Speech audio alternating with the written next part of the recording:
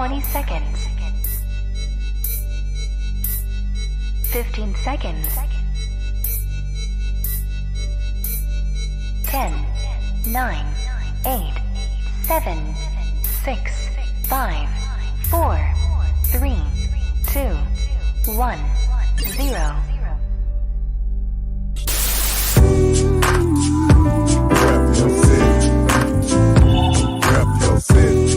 Okay. Rep your city. Let me see the mic. Rep your city. Give me the mic. Rep your city. I got you. Rep your city. I'm gonna tell you how mine. Rep your city. It's time for us to go live, so rep your city. I really would appreciate if y'all roll with me. Feeling this music cause it makes me wanna step. And if you don't want to, then you lying to yourself. Cause every time we party, we gon' have fun. I don't know about you, but I'ma rep where I'm from. Rep your city. Okay. Rep your city. Let me see the mic. Rep your city. Give me the mic. Rep your city.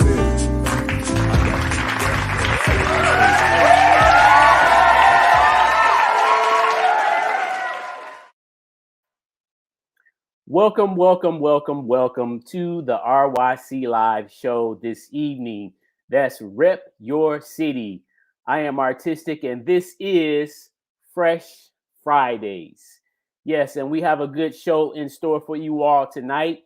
We want to thank each and every one of you for tuning in tonight. This is, once again, Fresh Fridays, and we do this each and every Friday night at 8 p.m. right here on Facebook and YouTube.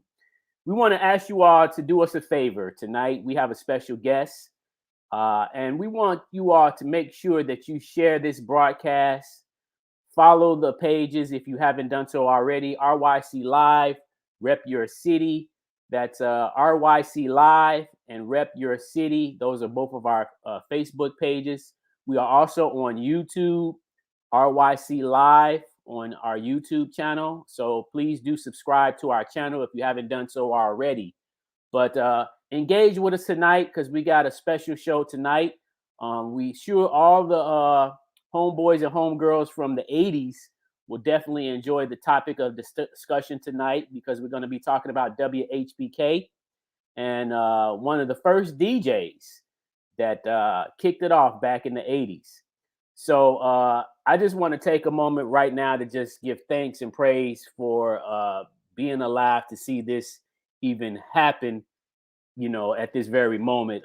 It's really an honor. I think back as I was talking to my homeboy JMD earlier, probably if we hadn't got introduced to hip hop through HBK, we probably wouldn't have gotten involved in it as early as we did. And we probably wouldn't have never learned as much as we did if it hadn't been for the DJs that helped rotate and break the music at WHPK. So I want to just say thanks and praise to all of the DJs at WHPK from day one on up until today. And also tonight, we got a double feature, not just tonight, not just right now on the RYC Live show do we have a special guest. But after this show is over, if you all did not know, WHPK right now today still does a rap show. Right now today in 2022. So tonight at 10 p.m., for those that would like to tune in to WHPK, there will be a live show via the internet. So those, back in the day, we used to have to listen to it on the radio. But today you can log on to WHPK.org and listen to the rap show tonight at 10 o'clock. From 10 to 12, my homeboy 12 Cage, DJ 12 Cage, will be spinning hip hop in 2022 right down at the station on WHPK. So hopefully he tunes into the show tonight because without further ado, we got a man who, it's so funny because soon as I heard his voice over the phone, it was an automatic connection. The voice still sounds the same.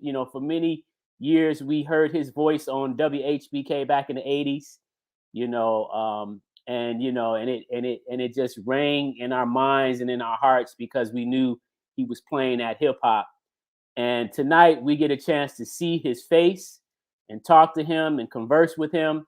Who do y'all think it is? Who do y'all think is? Who knows who's the first DJ down at HBK that brought it all home for us with hip hop? It's none other than the man, Mr. DJ K Ill, right now. Let's bring him on into the stream. Hey, Artistic. So nice Hey, to be here. welcome to the How show. you doing, man? It's really great to be here. I am so psyched.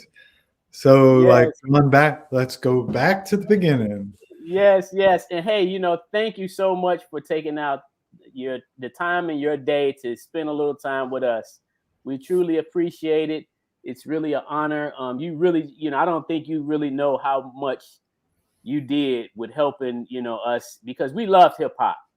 As young people, it gave us something positive to do, and for many of us, we made careers out of it. And many people back in the day didn't believe that hip hop would last this long.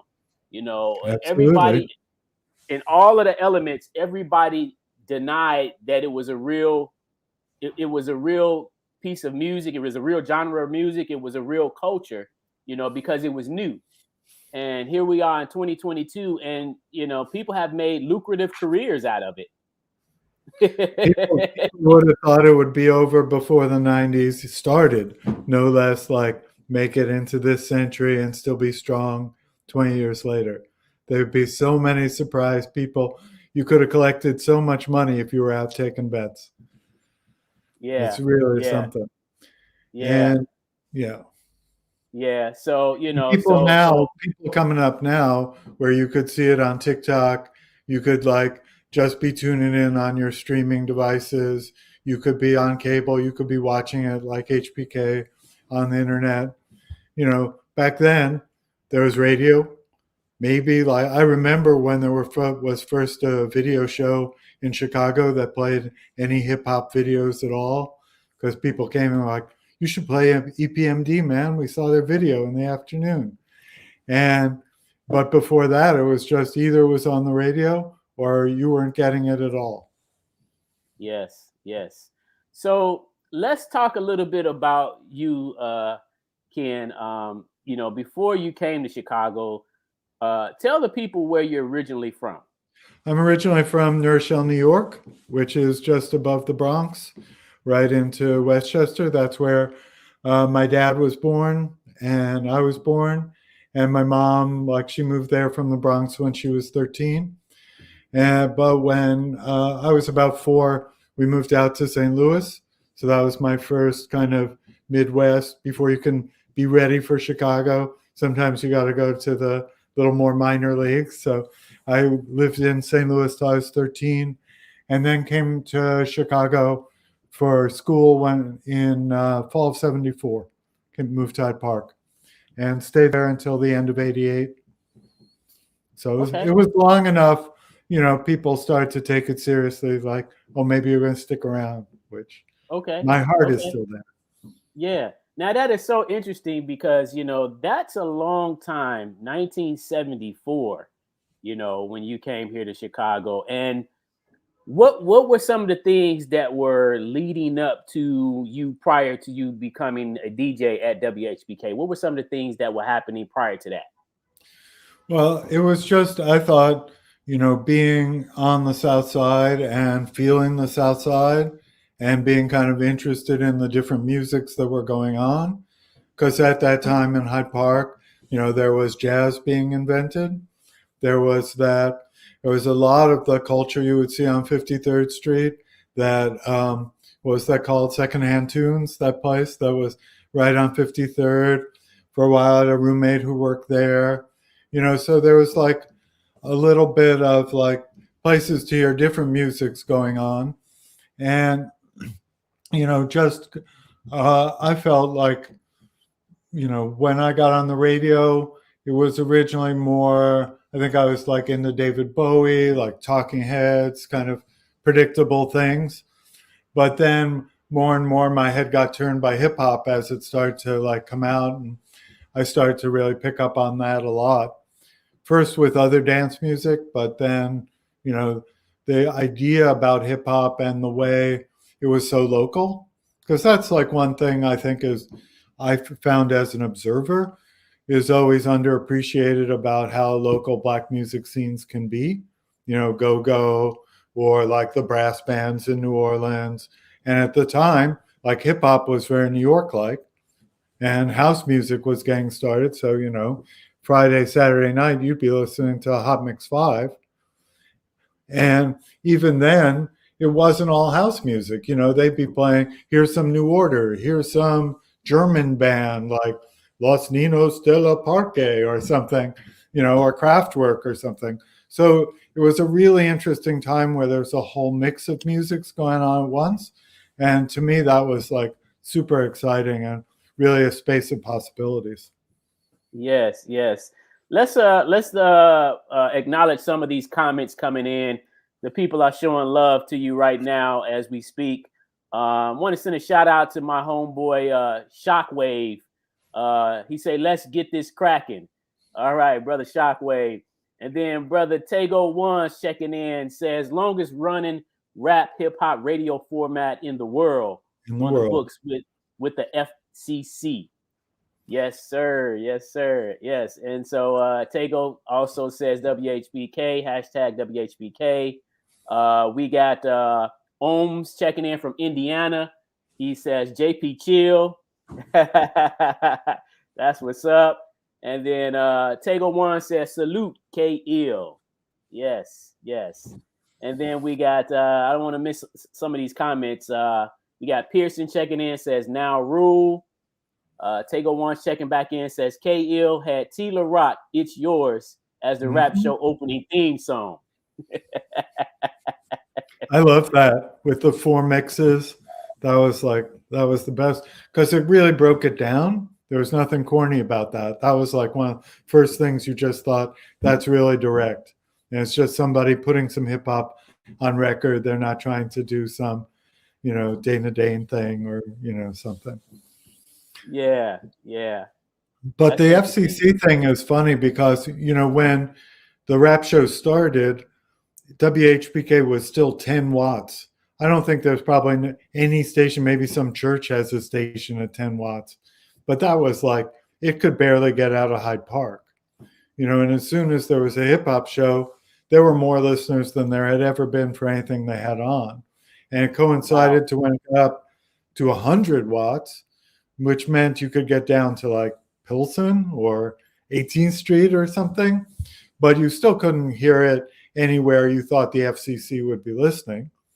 And my show, I think the first shows I did were on Wednesday, but then most of the time it was like Friday, midnight to 3 or whatever. Then we go to Bo Diddley's.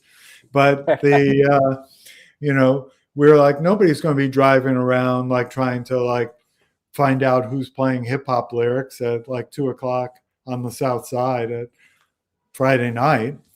It just felt like you were just doing something that was so local and kind of it's yours for the people that you could just make it what it could be and not be worried about like, you know, the government or any of the other things you would have to worry about once it caught on more and became more of an industry. And for me, yeah, go ahead. You got the questions. Otherwise, I'll just be talking. Okay, so I just want to share this before I forget. So I grew up on 101st right off of State Street over on the southeast side.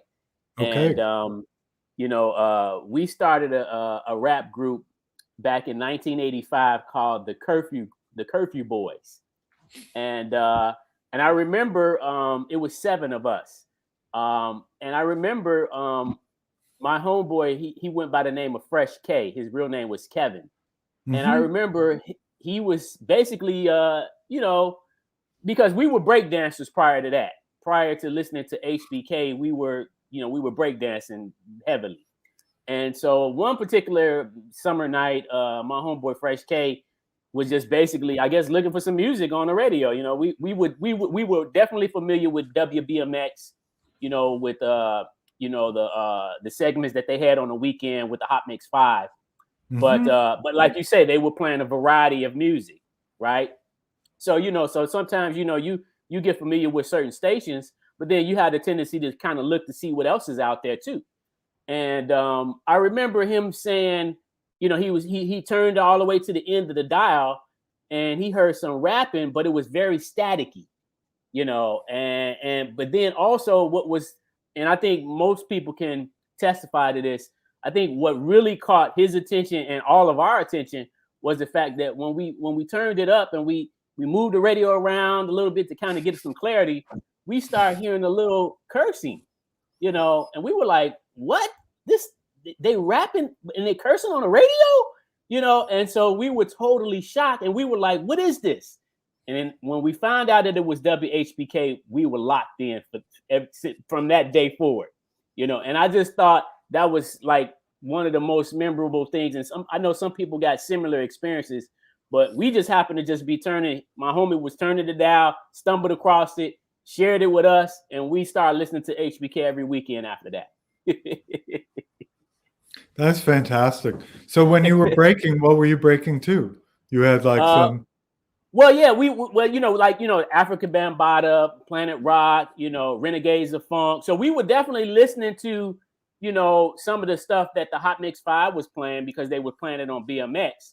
Right. But, outside of that, it was like, when we got access to getting cassettes or whatever we could get at the time, we would hear it, because, those break beats were really popular in the early 80s. And so Hot Mix 5 used to play Looking for the Perfect Beat all the time.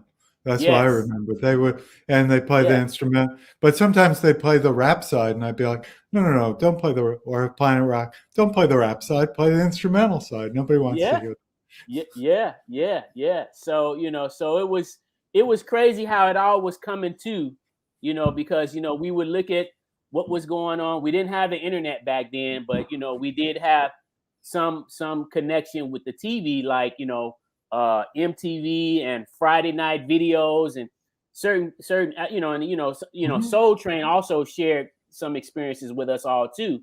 And so when HBK was introduced to a lot of us, I think that was kind of like the nailed the lid on the coffin, because that was kind of like our internet back then, and it connected us to many people before we even got a chance to meet in person.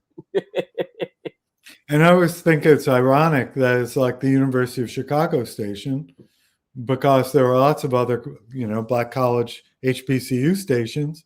But I think because House was so from Chicago, it's like then that's what those stations did, because it's like that's what people were producing at the time. So there was a little kind of niche that was open to like do something different that might have been more New York when it started, or just kind of, younger people were getting into it, but maybe not people of the age on the radio.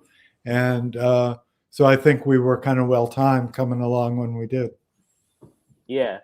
Okay, so let's talk a little bit about the timeline for WHPK in the early days of its start, with you and Patrick Moxie starting the first show. Now, initially, like you said, you and him did 1 or 2 shows in the early beginning, and then he left, and then you went on to continue to pursue the rap show. So what was that like? Because I read an article where it said, I believe the first show that you guys did, the lights start, the phone start ringing, or the lights lit up in the studio.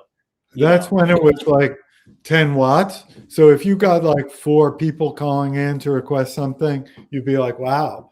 And then we did the show because I started to look, I don't know about you, but like when you got a lot of records and you keep them by genre, I was like, I think I got enough hip hop records to do a whole show, because getting like 3 hours of hip hop at that time in 12 inches, you had to like buy a bunch of stuff that you would actually want to play.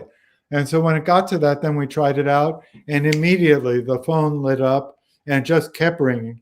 And then, all the other DJs would be annoyed at the station because people would be calling up some other time. It would be like Tuesday at 3:00, and somebody's doing like their folk music show or their jazz show or something, like, when's the rap show on? So, but I was just like, this is great. Here's here's the thing you can do that's not just for the students, it's not just for, you're doing something that, and especially I think people forget about this because now hip hop is so ubiquitous, but there was a sense of like BMX being kind of like, what would people say, like Champagne and Natalie Cole, Cognac and Natalie Cole. Like the people who ran the stations had to put in some street music because they wanted it to stay popular. They didn't want GCI taking over. Well, but really their heart was not in street music.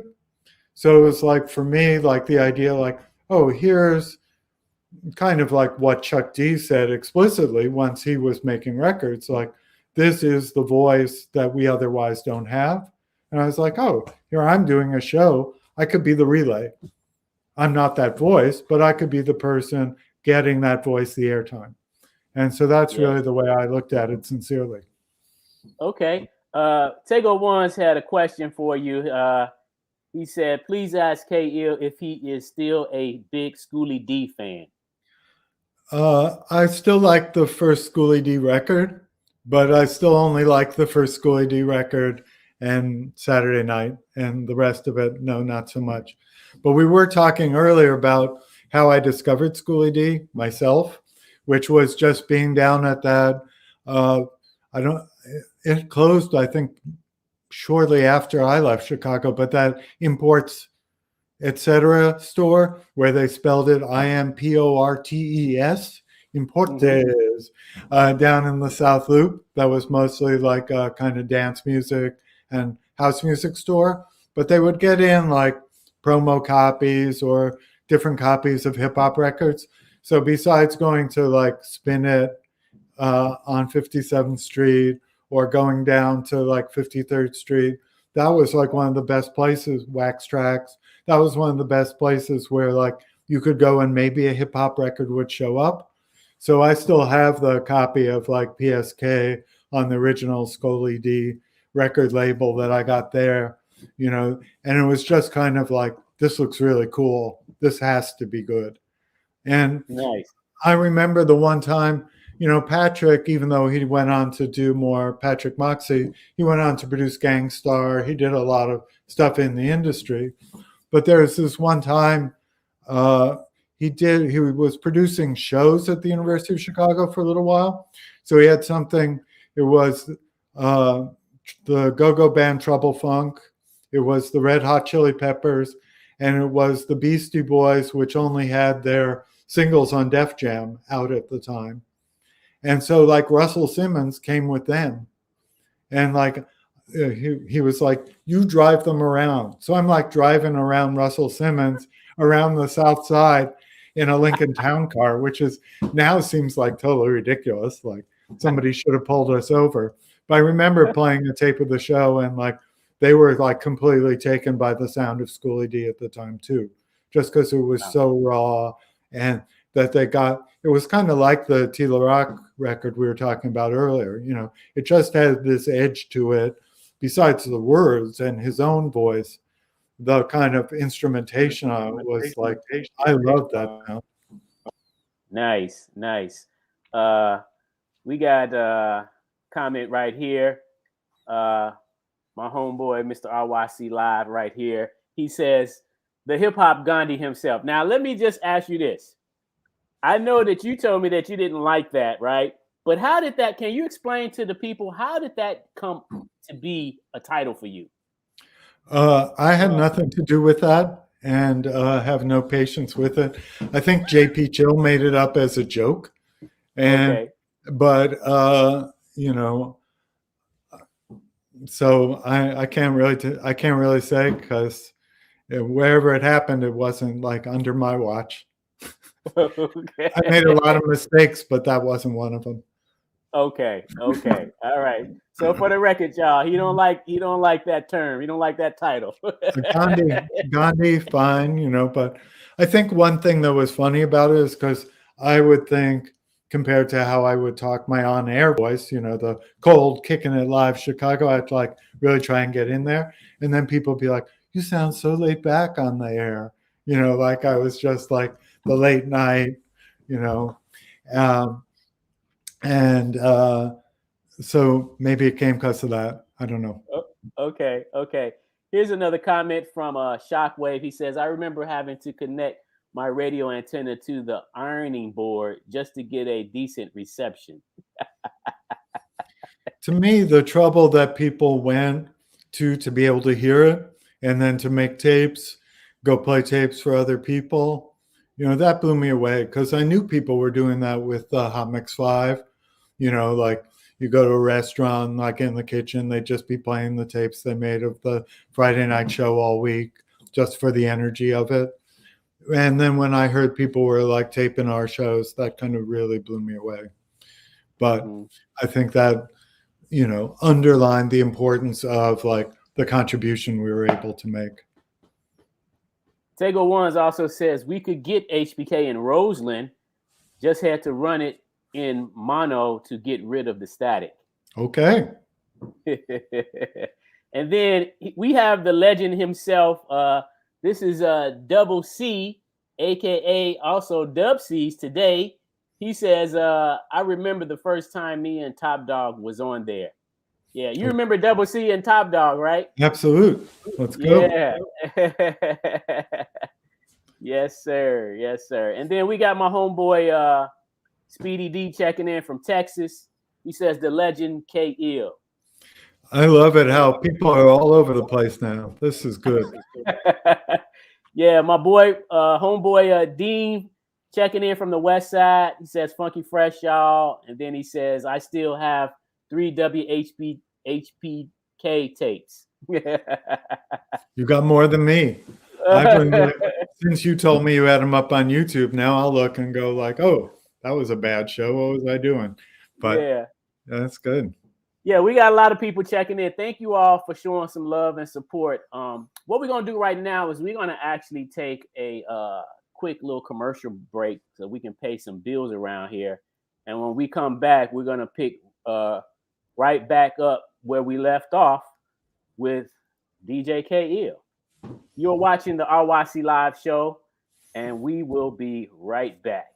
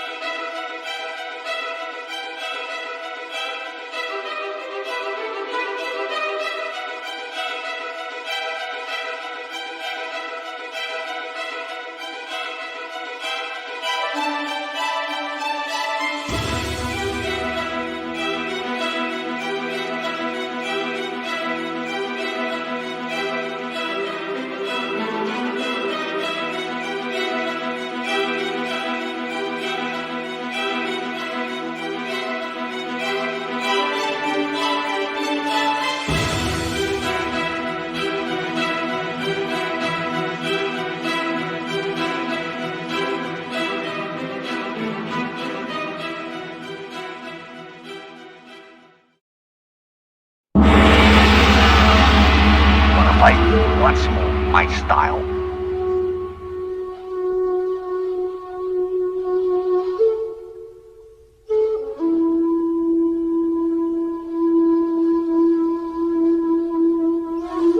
Fight me. We came rap battle. Bruce Lee in the mix, right here, RYC Live. Tell me, I did not just beat him. You're pretty good.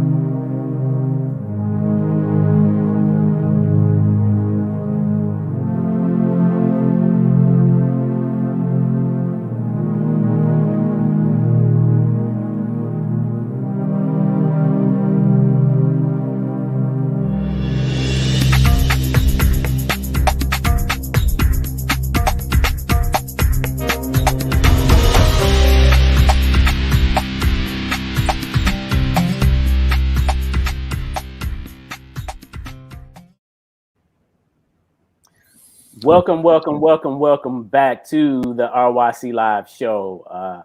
I am Artistic, your host for tonight, and we have our special guest, Ken Whitaker, aka DJ K-Ill. Right, all right.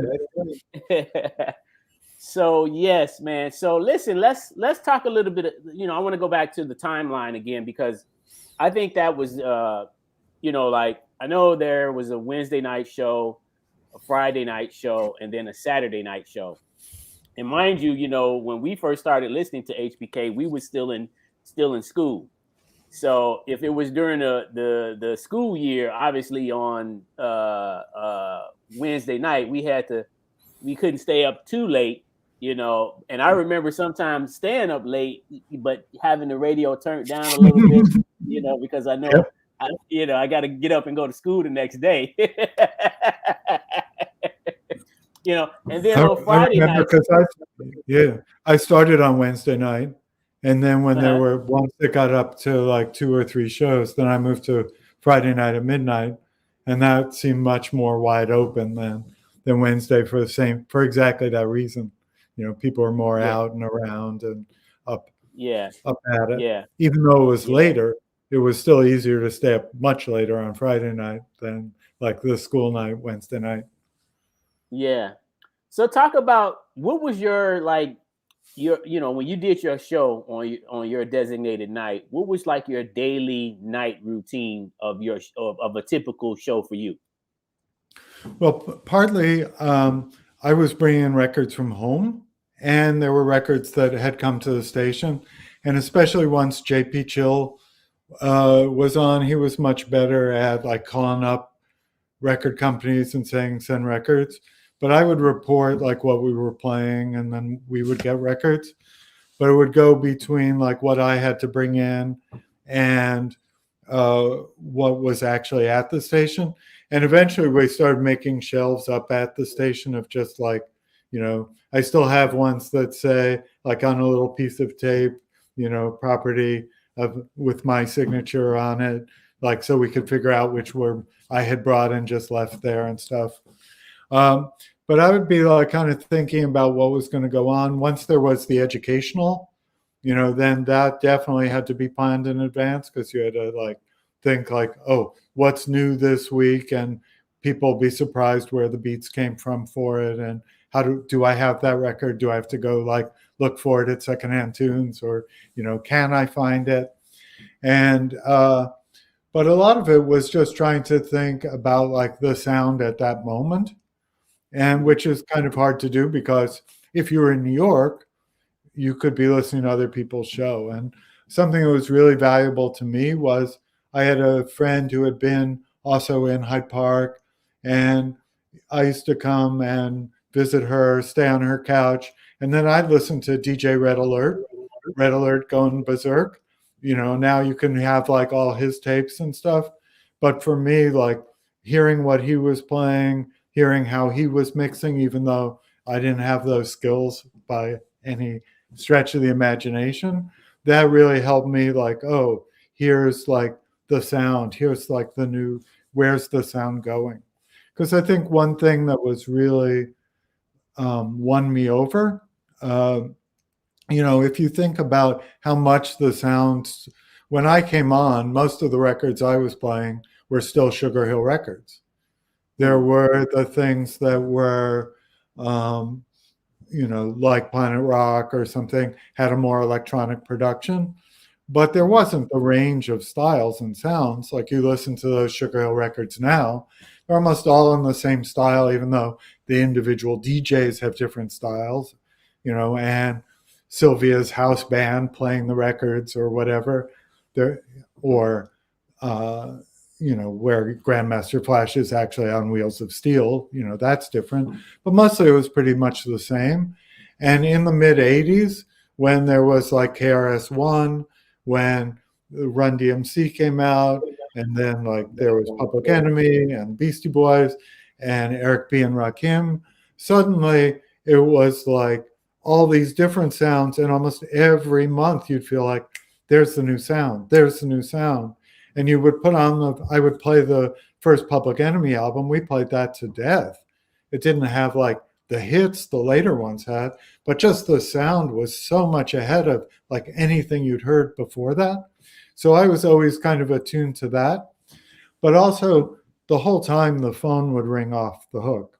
So the different people who would be up, some of the women who would come up would just be like on the phone the whole time, writing down requests.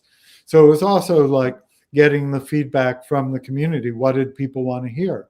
Because maybe they were, latching on to different songs than I was hearing, or maybe they'd heard something somewhere else and we'd gotten it but hadn't paid attention to it. So it was both that process and then trying to like really track like this sound is changing really fast. And just to like go off topic for a minute, to my mind, that's still something really fascinating. There's some sounds you could say like, oh, that would be a good sounding record, and that sound would be good for like 15 years. And other times it would be like, you could have a sound and go, oh, that sounds so much like last year. Forget that. That's over. And the kind of times where things change so rapidly, I just really find that like super fascinating and great. And to be like curating that, to be DJing that, to be sharing it with the people, there's nothing better you could be doing. So Kay, so tell the viewers the breakdown of the purpose of the educational, because I remember when I first was hearing that, I wasn't quite sure what was going on. But can you explain what was the purpose of the educational? Well, you have to go back, and it's like explaining when there was no internet. But I think when I first went on, nobody knew. You knew things like when Grandmaster Flash and Adventures of Wheel Steel played Chic, or he played Bondi and cut it up, that was made out of other records. But you didn't really know that other things had been all composed out of beats of old records. It was more like the Sugar Hill model, where you assumed like there were some pickup guys in the studio and they played what Sylvia or whoever told them to play, or people had done it with like 808s and just different beats and then layered synthesizers over it. And there was a guy who turned out to be somewhat of a record thief in my apartment, but he had come from the UK, and he was looking for a whole bunch of sampled records that he could sell, buy cheap and then sell. And around that time, the Village Voice out of New York, there was a whole big article and an interview with Africa Bambaataa, and he was talking about like what are the records he played, and the whole idea that every record was constructed, and this was before you got charged, so you could just be like at your mixer with your two turntables and mixing something up out of older record parts, and people weren't at like the Dilla level. They weren't like turning things inside out and stuff. You can go back and hear what those things were.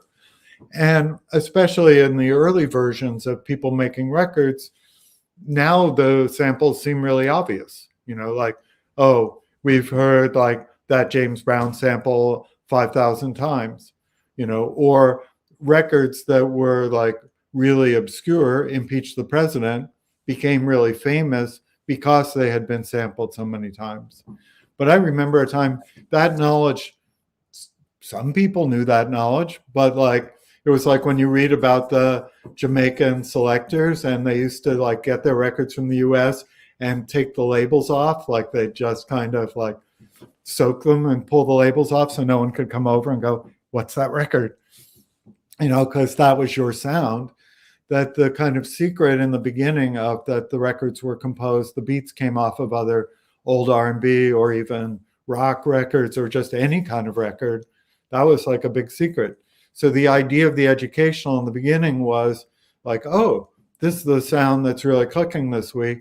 Actually, that comes from this record. So, having like the Public Enemy where like the illest sound, and then it's like, oh my God, that's on a JB's record. That's not like, I'm thinking that's record, that sounds so 1986. Nothing could be newer than that. And then you find out like, dude, that was on a record in 1974 where somebody had that same ill sound in their mind. And now it's just been repurposed into this record. So the educational was to kind of broaden that knowledge, hear the records. And I think JP, and then I don't know if people know Rick Wojcik, who runs Dusty Groove, still a fabulous record store on the North Side, a non-paid advertisement here. But they had started to pick up on this guy in New York who was paying for some rights and just putting together a whole bunch of the kind of classic grooves. Some of them were remixed. So then we'd like bring those back from New York and we'd have a little more things. And we'd be trying to listen to like, oh, where's the part where everything drops out? Where do you sample it? And so the education was the kind of sharing that knowledge. So it's not just like JP and Melody and Easy, like a couple of people just sitting around. It was like, we're going to share that knowledge out so other people could be making records too.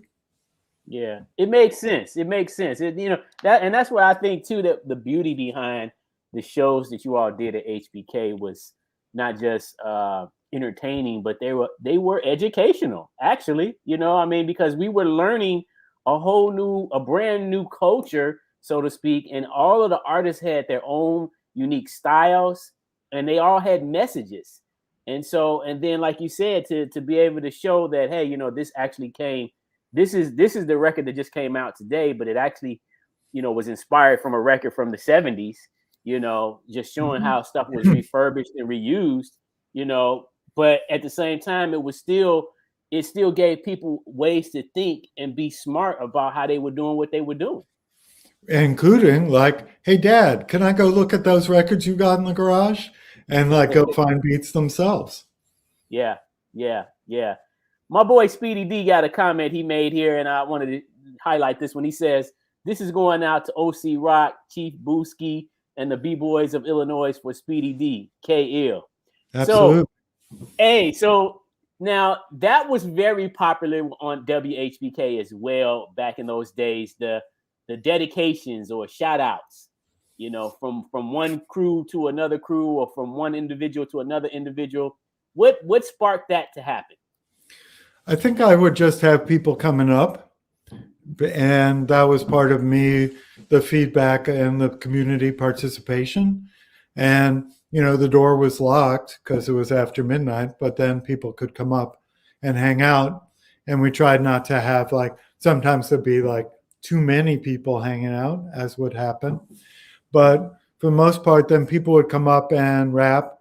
But a lot of times, kids are kids. People would be like, I'm on the mic. I get nervous. Then they just swear. Then be like, no, we can't just have you go on the mic and swear. So we started getting tapes and having people drop off tapes.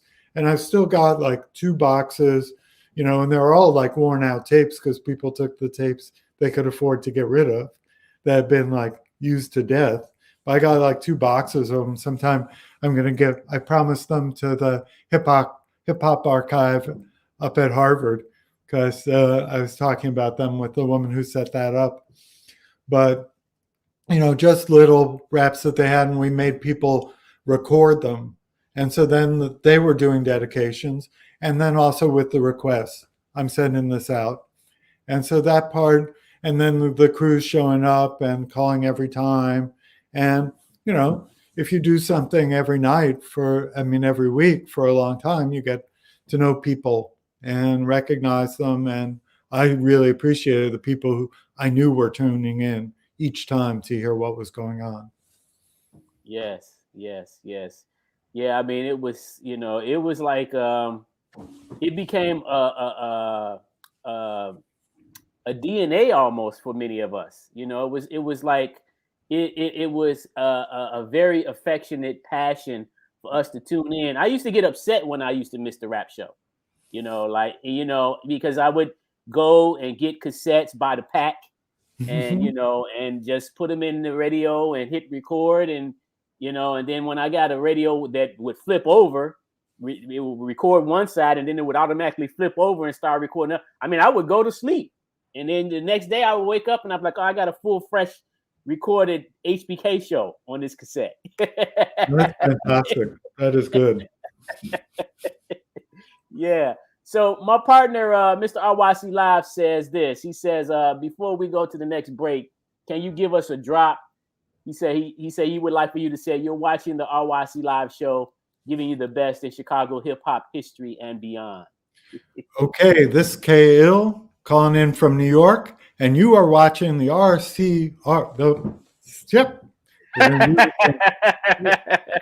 is K-Ill. Oh no, you can't be laughing.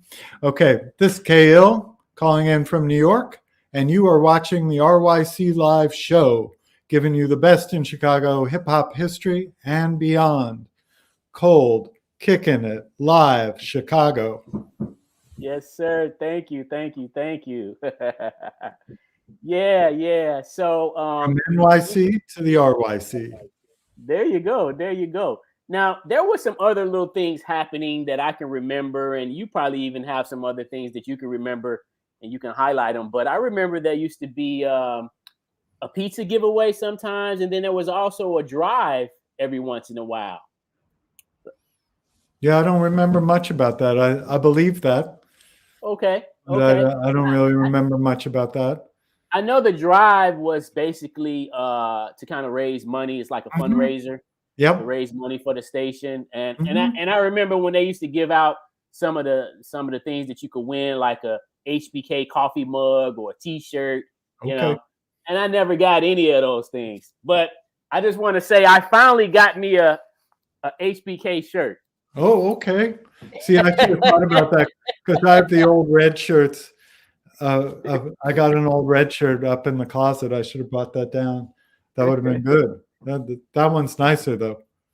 Thank you. Let's see. Tego One says Rick did the pizza giveaway on the Dusty's party. Yep. Okay. Yeah. So yeah, and those were just interesting things to see and hear when they were going on HPK back in those days. That's what I think is like interesting about that time. It's really the roots, you know. So like if you say when was there a Chicago sound, that mostly happened in the 90s. But the roots of it is like how are people going to put together the pieces and like what's it going to sound like here as opposed to Atlanta or in Philadelphia or in Houston. That's like, you know, that had to come from all the listening back in the 80s. People like figuring out what sound they liked and what made sense for Chicago. But there were a lot of random things. I remember this time, besides the Trouble Funk show, Patrick and a couple other people, they brought African Bambaataa, performed at Chicago on a double bill with Yellow Man, the reggae artist. And they were both out there. But Bambaataa, like that's when he like met Cool Rock Steady. That's when like a whole bunch of the, you know, how could there be like a Zulu Nation in Chicago? So different things that would be just kind of random, including like who got booked, because we didn't bring. I mean, Public Enemy eventually came and performed at the University of Chicago, but the first time someone was just bringing them, or Run DMC, or any of the artists coming through, Ice-T, that we were able to talk to, BDP Productions, KRS-One, getting to interview him, that would be like, now that seems kind of amazing. Or when we interviewed Public Enemy, it was down at like some hotel, maybe just Magnificent Mile or somewhere in the Loop, and we're sitting on the floor in a hotel, JP and me, like, talking to Chuck D and Flav, and it's like just after their show, and they're just like, okay, doing this interview, because they were just getting started. It's like one album. So even then, like asking about sampling and stuff, and like Chuck D, he was like, oh, I only listen to Motown, man, which is like really hilarious now. But, it was. Yeah.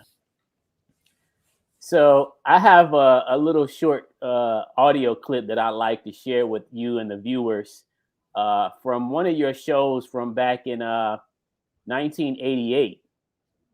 And this was actually a digitized recording from my original cassette.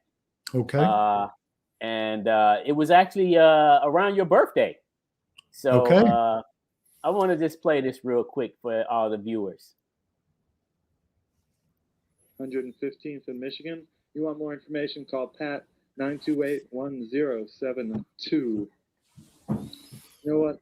I was riding on the L tonight from the airport, and these guys were bugging on the L. Some house guys, like halfway into rap, like they could name all the rappers who ever been played on GCI. They were real proud of it too. They didn't realize there were any other rappers they didn't know about and stuff. And this guy, so I say, I do the rap show on WHPK, K-Ill. And this guy's like, yeah, you sound just like him. He didn't think I was actually me, He just thought I sounded like K-Ill. Jeez, Okay, this is WHPK 88.5 FM, Chicago. Make no mistake about it. And in fact, I am K-Ill, and I am the hip-hop Gandhi. There you have it. Okay. I must use it. That is great. Thank you so much. Yeah. I thought we were going to get the PSA. If you want to survive and stay alive, please don't drink and also drive.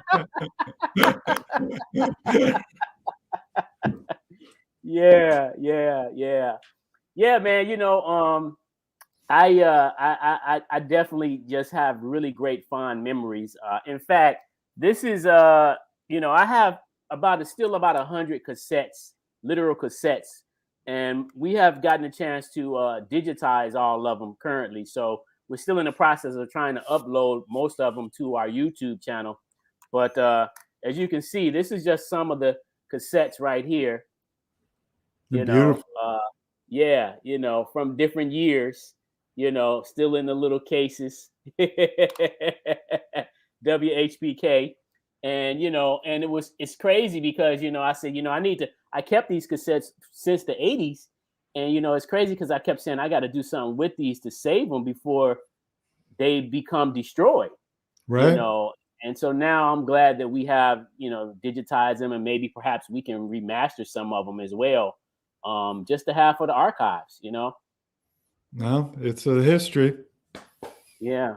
Now, do you still have any other tapes that people sent you from back in the day, Kale? I got a few, maybe they should be in your archive. You mean tapes that people did of their own raps?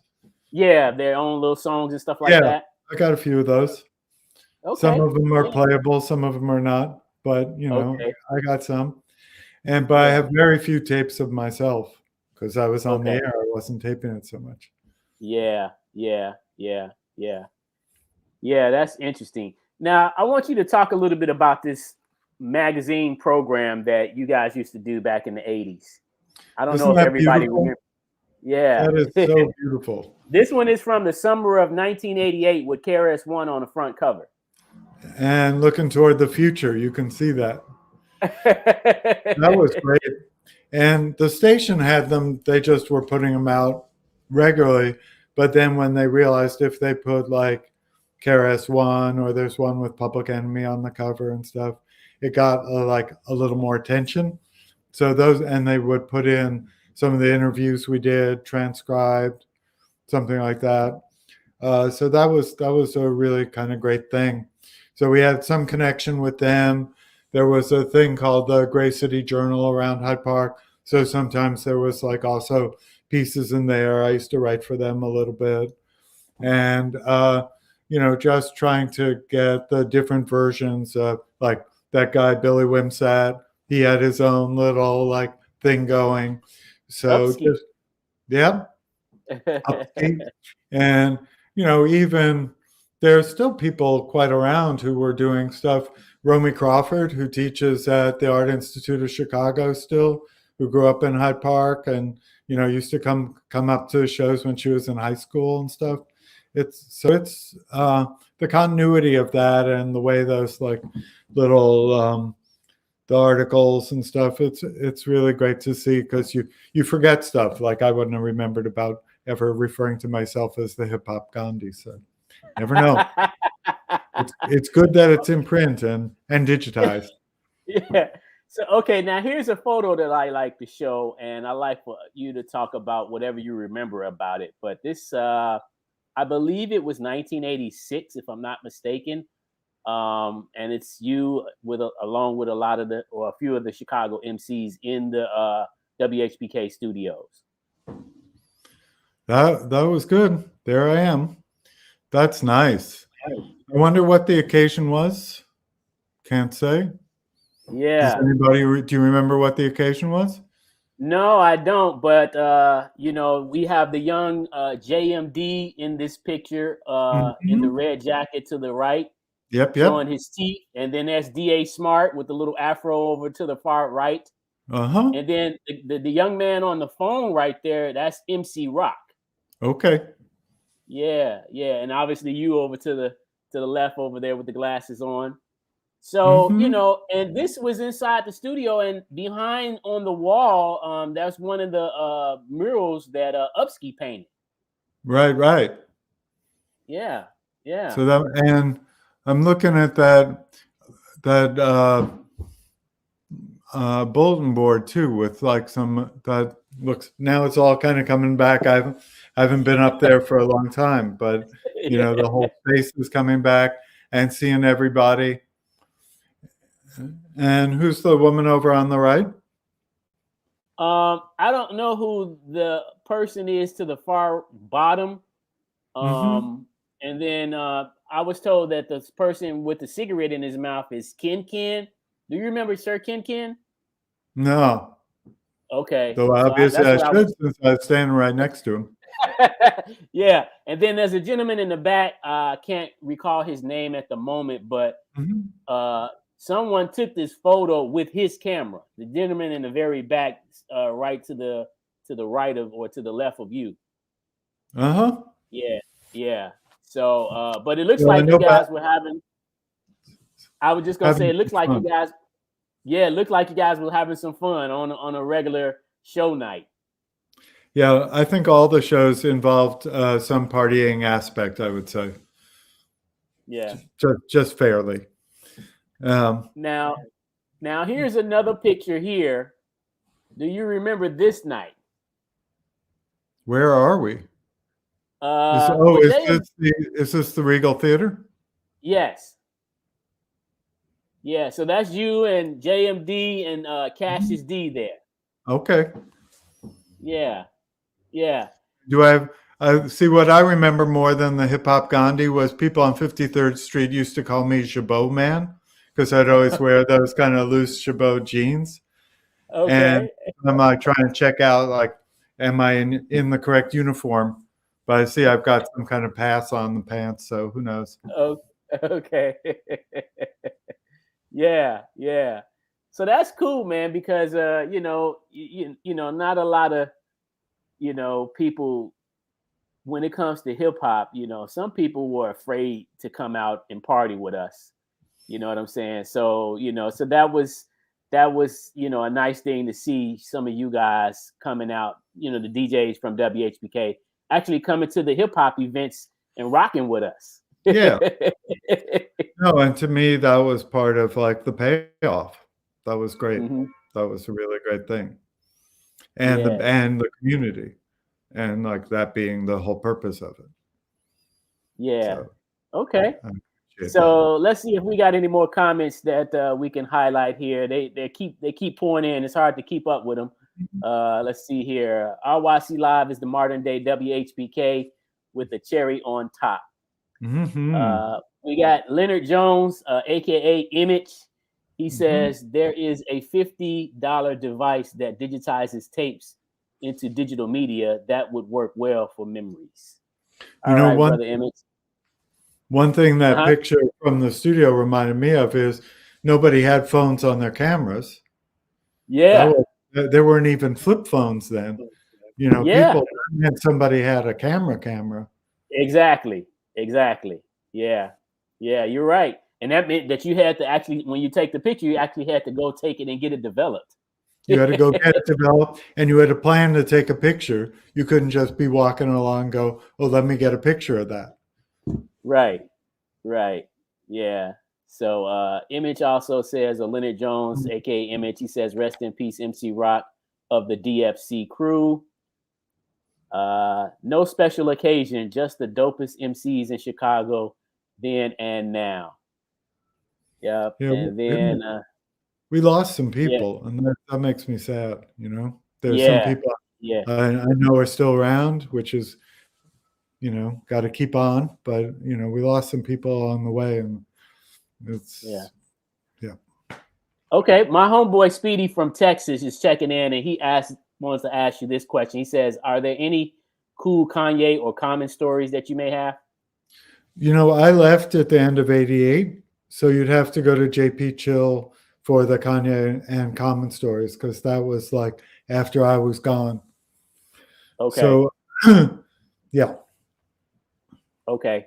So you were there from basically the start up until '88.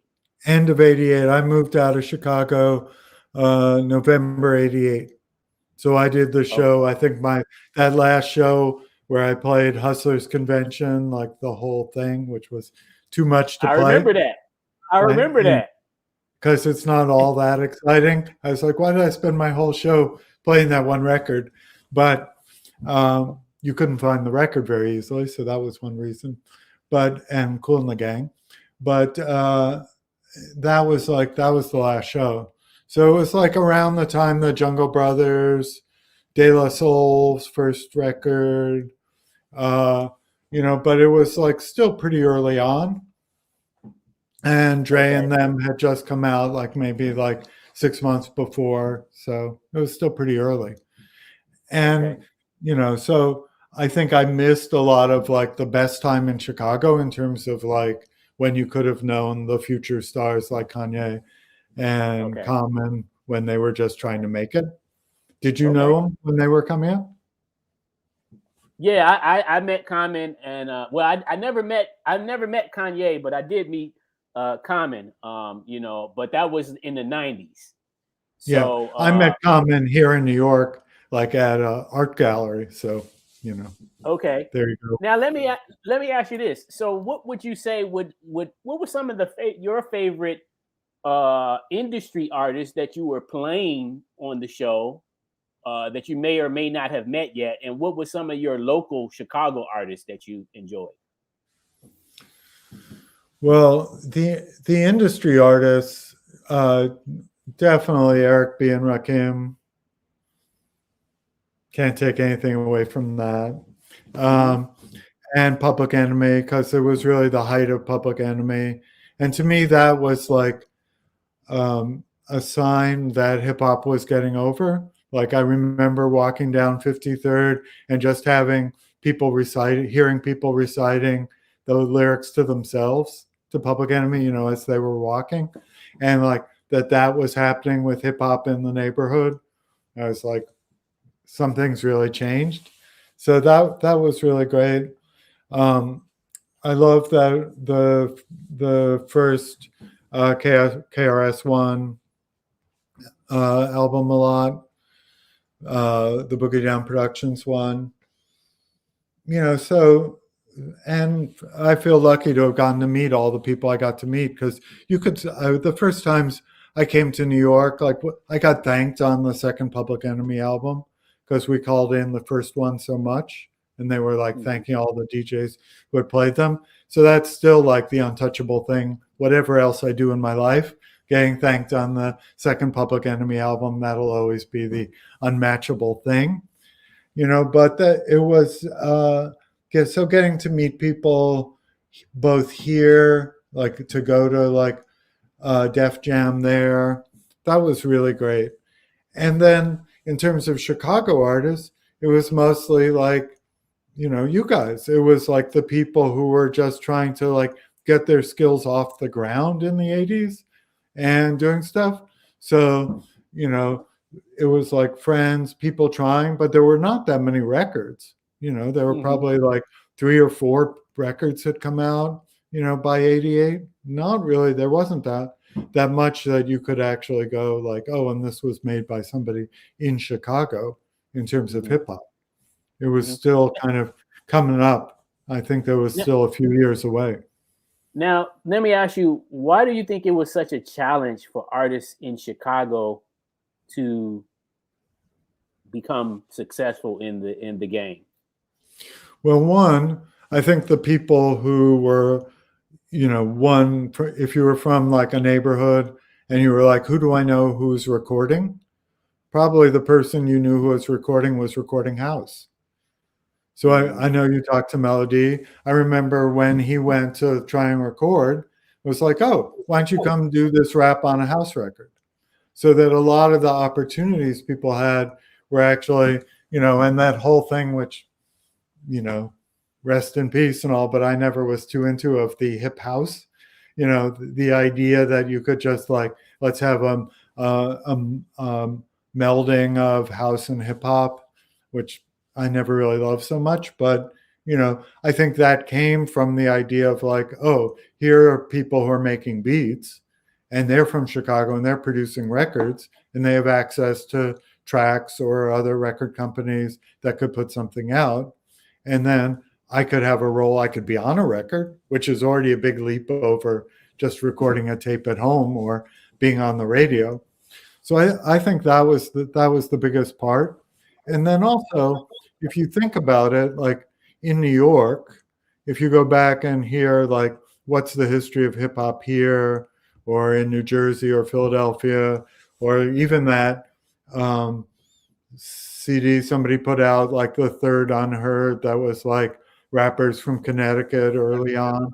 You have people doing stuff pretty mid 70s, and that's like when the early breakdancing was. And so if you think the people who came up on it, listening to it all through the end of the 70s, by the time it's 86 or 87, they'd been listening to it a long time. In Chicago, it kind of came up later. So like the kind of time it took for people to get to the position that they were like, okay, I got my sound, now I'm going to go. That took a little longer. But I remember Chili Q trying to produce some records. I remember some other people really trying to just get it started. But you needed the right combination of talent and, the ability to convince somebody who had the access to like the production and the marketing that like a hip hop record is what they should be doing, not like a house record or a dance record or an R&B record, which they knew they could sell, or they thought they knew they could sell. Okay, interesting. Does that sound right to you? I mean, you know more about this. Yeah, definitely. I mean, I think there were several variables, because again, hip hop and house were kind of working, or moving at the same time right here in Chicago, unlike it was in New York. So and they were kind of competitive at the same time too, the forces between the two of them, because each was its own, its own, it had its own space, so to speak. But one thing that I can say is that I do remember a lot of us trying to take demo tapes and go to take trips to New York to try to go to the new music seminar and things of that nature, because we had in our mind, a lot of us, that the only way we're going to get a record deal is if we go to New York, not necessarily thinking that how about starting a record company right here. Mhm. You know what I mean? Right. No, and I think that history of the back and forth, and even, the history of house. I remember going to the new music seminar and going to see Farley on a panel, and he was like beating out on the table the difference between like the beats in Chicago house, New Jersey house, like, where's there an offbeat, where is it exactly on the beat and stuff. And so the kind of attempts, even I think for a while, Red Alert trying to do house mixing, just as like a different thing, the way he would do reggae dance hall or something at a certain point. But the funniest thing I can remember from the Hot Mix 5 was once when it was them versus some New York DJs. And so they had like DJs who were basically hip hop scratch DJs. And then the kind of scratching that would be on the Hot Mix 5, which was always that kind of canned electronic. They didn't know how like a scratch was supposed to sound. So like they'd have this going back and forth, and it would be like, no. It was sort of like two people trying to speak each other's language and both of them getting it wrong. Wow. Now I know that most radio stations, in terms of the letters, what Uh-huh. are what they call letters, and a lot of them stand for something. What did WHPK stand for?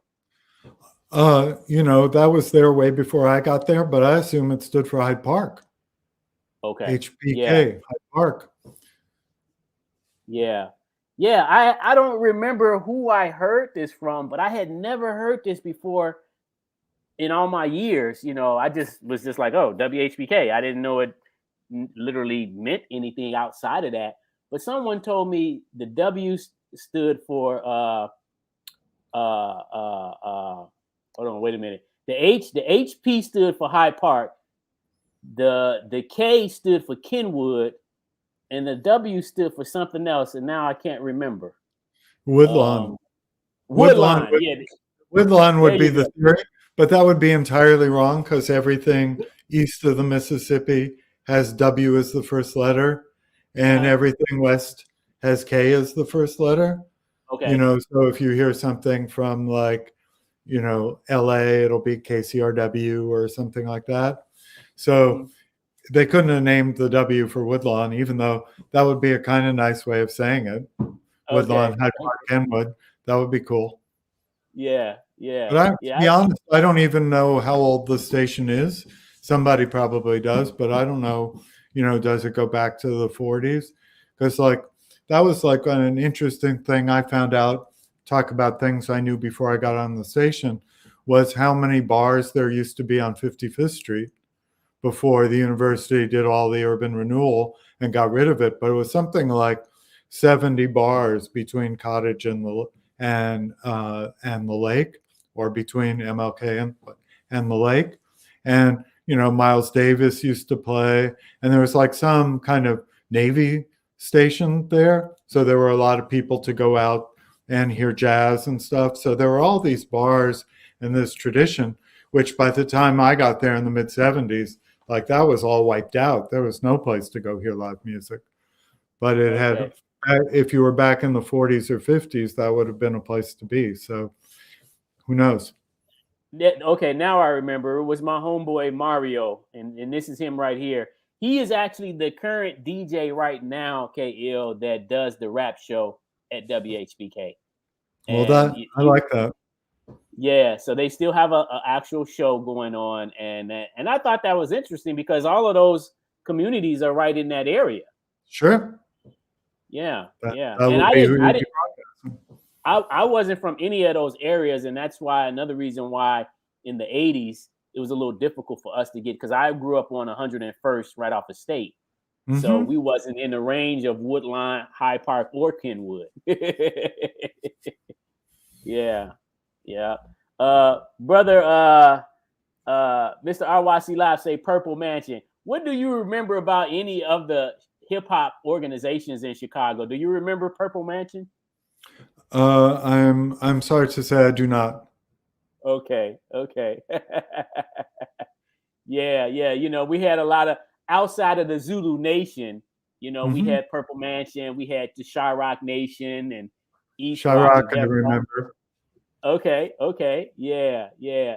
So you know, it's you know, like I said, all of this really is just a great thing to see and hear how it all grew, because everybody was influenced by somebody, you know. And like I said, I don't think 90% of the artists that was played on HPK, we probably wouldn't have never heard them played if we hadn't listened to HPK. We probably wouldn't have never heard of them during that time.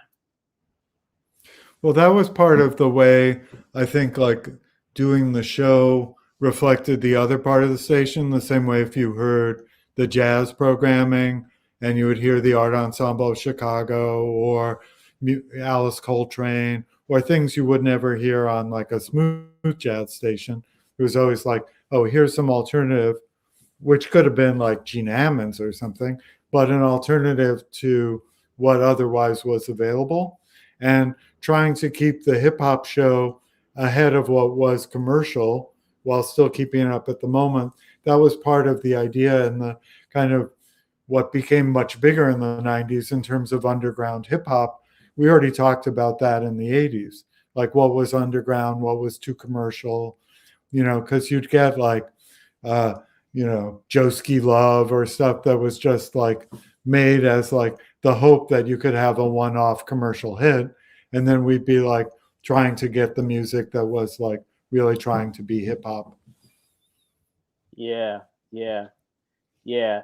So yeah, man. So listen, let's talk a little bit about, because we're gonna wind it down, but let's talk a little bit about what you got going on currently today. You know, we thank you so much for your years of service that you were here in Chicago doing the rap show here. But what did you go on to do, and what are you doing today currently? Well, I became, it's very funny because I think like, what does a DJ do? A DJ picks out of all the records what to play. And then you're putting them together in an order and you make a show out of a whole bunch of different records that are all, of course, recorded differently. Nobody's thinking, oh, I'm recording it this way so it goes well on this show. And so like that kind of idea, like I like that Jamaican term, the selector, because I feel like that was my skill. And during the time I was on the radio, I was working down, it was in the basement of Chicago Theological Seminary. Now they've got a nicer building, but it was called Seminary Co-op Bookstore. And I was doing all the front table displays. And it was kind of like the same thing with books. What's going to be a hit? What's the next thing? What are people excited about? If people come into the store the same way people would come up to the studio, what's getting them excited? And I ended up, you know, where Patrick went into the music industry, I ended up going into book publishing instead. So I worked for Duke University Press. I lived in Durham, North Carolina, Ninth Wonder, big hip hop place now itself, for a long time until like 2014. And now I live in New York, but I still do in New York City, but still do the same job. And I've gotten to do a bunch of things that are, you know, way more connected than you would think, including I was mentioning to you, I got to work with Fred Wesley from Fred Wesley and the Horny Horns and the James Brown Band on like his autobiography, him telling the whole story of like touring with James Brown and touring with Parliament. I got to publish some books by Greg Tate, the writer who just passed recently, very tragically, but who I used to read in The Voice to see like what was happening in New York. I'd be like getting the Village Voice every week, seeing what records he was talking about. So I got to publish a collection of his work. And then other kinds of things where I'm treating it sort of like the show or the book display. What needs to come out next? Because, when you pick up a record and you play it on your show, you could change and play another record the next week or the next month. This is more like producing records. You have to produce something by the time it hits the streets. That's going to be a few months from now. What's the sound you're thinking in the future? What's the sound need to be? With books, that could be 4 years. Somebody's got to write the book. It's got to be edited. It's going to be published. So you have to always be thinking like kind of further out. How's this going to hit? What's this going to sound like? Where is it going to fit with the other things that are going on? So that's what I've been doing ever since. I really, really love it. As you can see behind me, I haven't stopped listening to music. I haven't stopped caring about music. I would say for a long time, the music that, was the educationals, the funky R&B, the jazz that got sampled, that's a lot of what I listen to now, as is appropriate, I suppose. But, my love of the music and my love of listening and the kind of Black genius and Black creativity that you see in the music, that to me is meaningful to this very day. Absolutely. Yeah. So here's a shot of you. Yeah. So we see your book collection and your record collection there. That's right. Yeah. So that's great. I mean, knowledge is key. Yeah, that's what's up. What was that? And Knowledge me, homie. Knowledge me. Yeah. There's a lost 80s record for you. Here's another shot of you. Yeah. Some different glasses. Okay. Yeah. Yeah. So listen, man, we hope that one day you will be able to return to Chicago where we can actually see in the physical and perhaps take some pictures and break some bread, but until then, we look forward to your continued success. We'll keep you posted with what we're doing and, keep in contact, and hopefully we can do a future show and not just have you on, but maybe have some of the other HPK DJs. That would be great. Yeah, together. Yeah. And I have so much appreciation for what you've done and like the whole that museum that was up and all the pictures and just trying to get like a history that's from, some academic is going to write some book like they do for jazz, but a history that really comes from the people themselves, that you're doing this and that you're doing it with the other people who are involved and were the scene. To me, that's the most valuable thing you could have. So I have like so much praise and admiration for it. And I'm really, really grateful to have been able to be in touch with everybody, even in this pandemic virtual way. But I share that hope for being there in person, being able to see the pictures up close, not just on the screen. Yeah. Well, hey, man, thank you. Thank you once again. There's tons and tons of comments pouring in, man. I mean, the love is there. We thank each and every one of you all that have tuned into the tonight's show to see and hear our special guest, Ken Whittaker, and AKA DJ K Ill. And, hey, hopefully this is not the end. Hopefully this is a beginning to some future projects, That would be great. Yeah. So one we could actually be publishing an oral history of hip hop in Chicago because you're recording it all. Yeah. Hey, I'm all for that.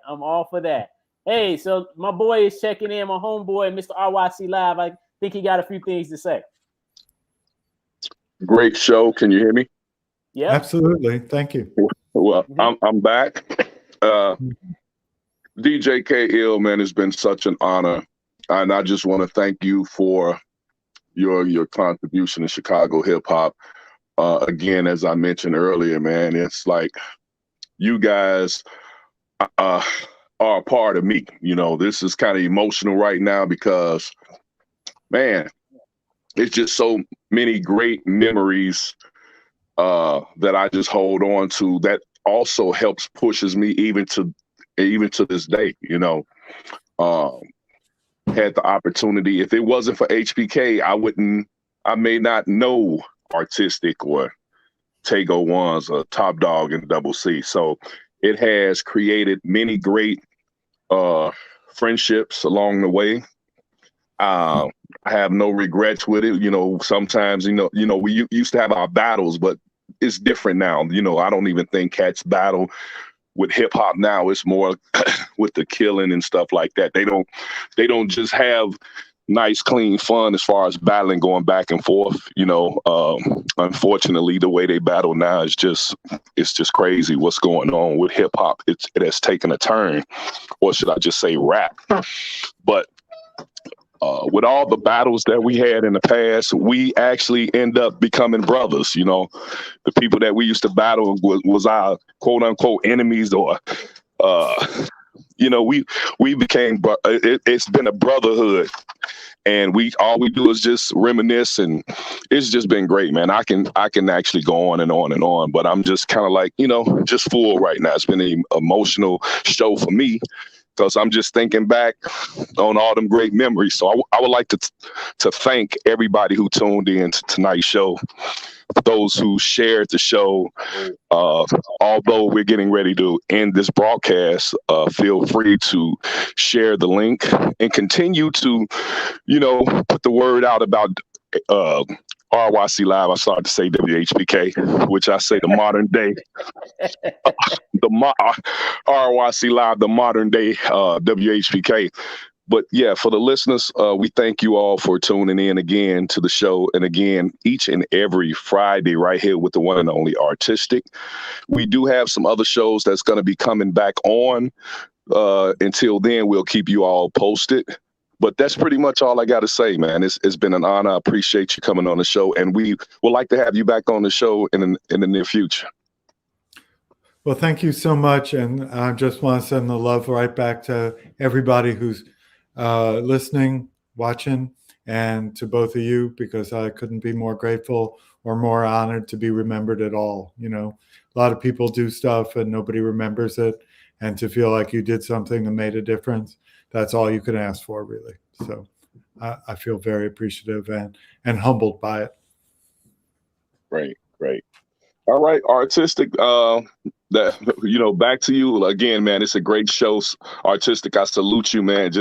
I'm honored. I'm happy to be one and partner with you, brother. We're gonna keep repping our city, and we're gonna keep doing what we're doing, and we're gonna pass the torch, because it's someone right now watching us and listening to us the same way we were listening to K-Ill and JP Chill and Chili Q and DJ Quickhand. So our due diligence have been done, and we're gonna. These are our flowers. So again, K-Ill, we're giving you your flowers now. Oh, I appreciate that so much, and right back at you, Mr. RYC. Rep your city is that's the best idea, and I admire this so much. Really glad you're doing it, and honor to you for it. Thank you. Yes, sir. So listen, my brother. It's I'm elated. That's all I can say. And the thing is, now we can go back and watch this recording whenever we want. We can share it to those that may not have been able to tune in tonight. So it'll be always there, to see, for the future.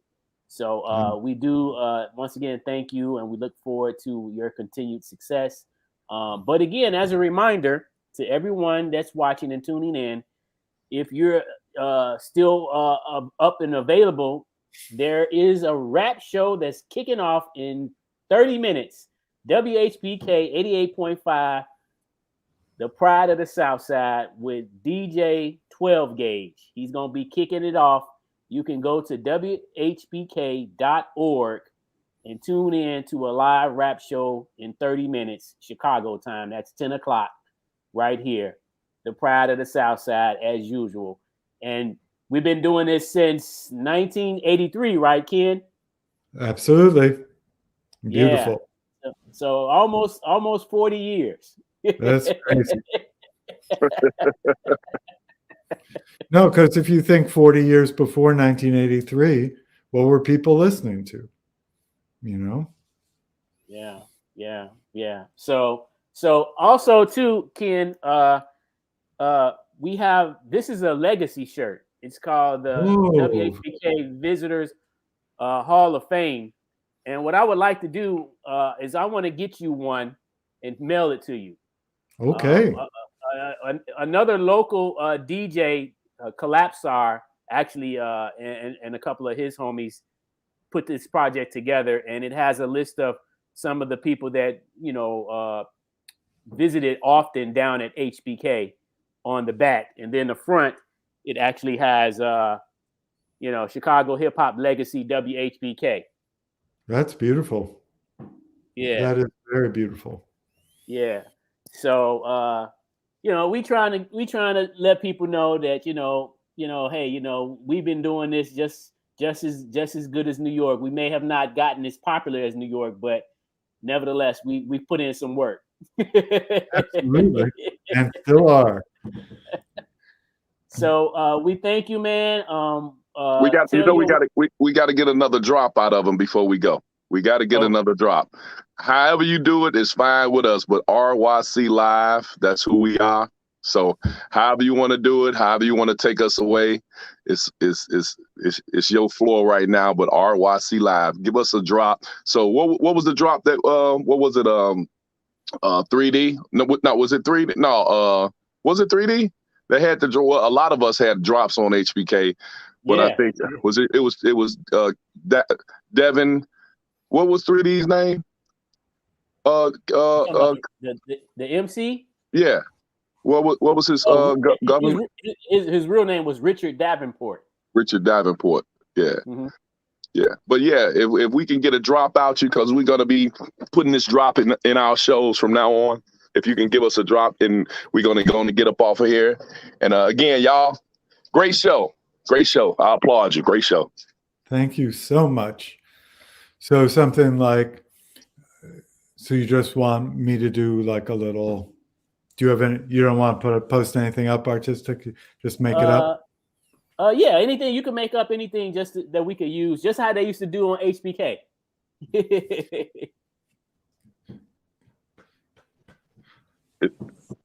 It's like we put them on the spot. You did put me on the spot.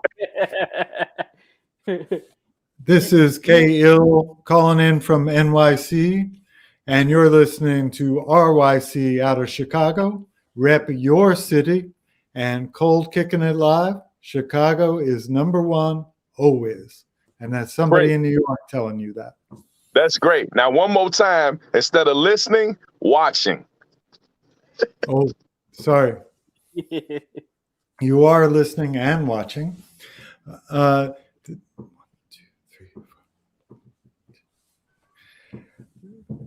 This is K-Ill calling in from New York City, and you are watching RYC Live, Rep Your City, Cold Kicking It Live out of Chicago. Yes. Good night, Chicago. All right, brother K-Ill. It's been an honor and a pleasure. And until next time, don't forget to rep your city. And we'll be back next week, same time, Friday night, 8 p.m. Rep your city. I'm Artistic, and I'm out. Peace. Good night, world.